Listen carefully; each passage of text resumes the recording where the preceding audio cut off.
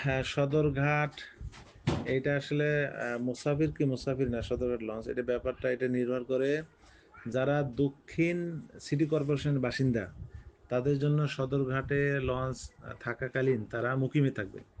কিন্তু যারা ঢাকা উত্তর যারা উত্তরের বাসিন্দা, উত্তর থেকে যদি কেউ যায় তাহলে ঢাকা শহরের দক্ষিণ সিটিতে গেলেই সে মুসাফির হবে, যদি 78 কিলোমিটার দূরত্বের উদ্দেশ্যে বের হয়। বিধায় উত্তরের বাসিন্দারা তারা সদরঘাটে সেখানে সদরঘাটের লঞ্চের মধ্যেও সে মুসাফির থাকবে।